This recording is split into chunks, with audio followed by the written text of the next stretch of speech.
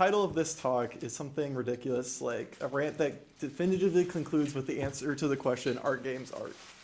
So, are games art? What? Yes. No. Potentially. So we're talking on the same terms. Let's define the question. So, are, that's the easy one.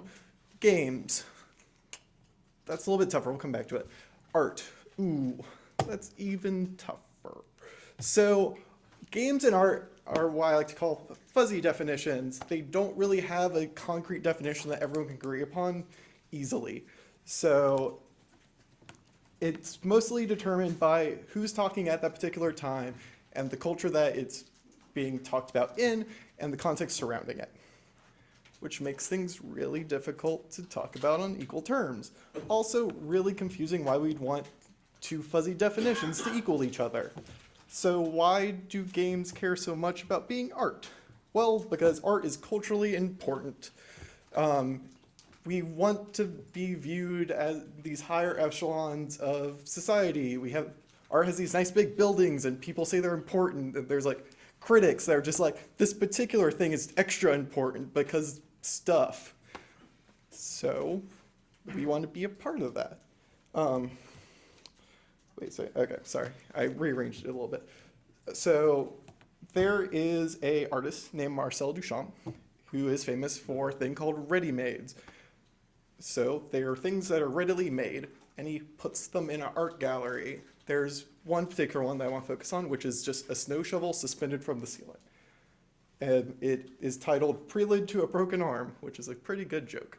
But it's a snow shovel. It's a mass-produced snow shovel that's being hung from the ceiling. A snow shovel is only a snow shovel until art says it's not anymore.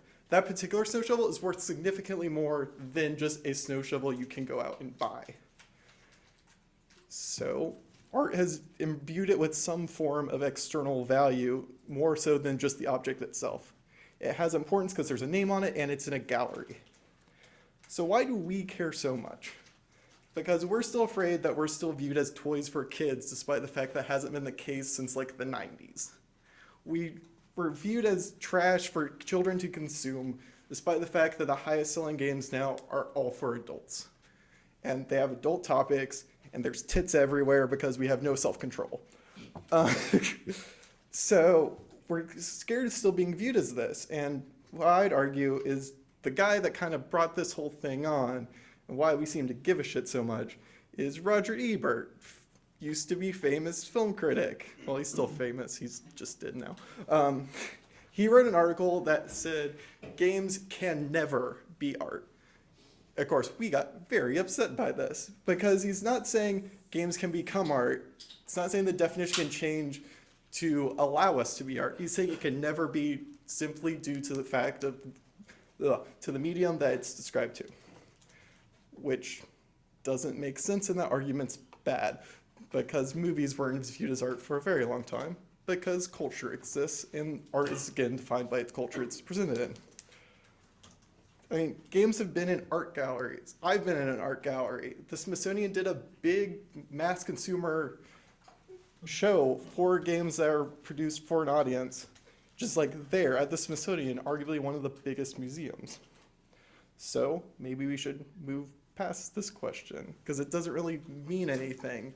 The definition is going to change to whoever is ascribing this value. We're in art galleries. It doesn't matter. If you want to make a game that is art, go for it. Have your mechanics have metaphors. Go carefully do careful word choice with your dialogue. Try to imbue meaning into it. Also, if you just want a good playing game, do that. Not everything has to be art, and not every game is required to have some big significant value to it.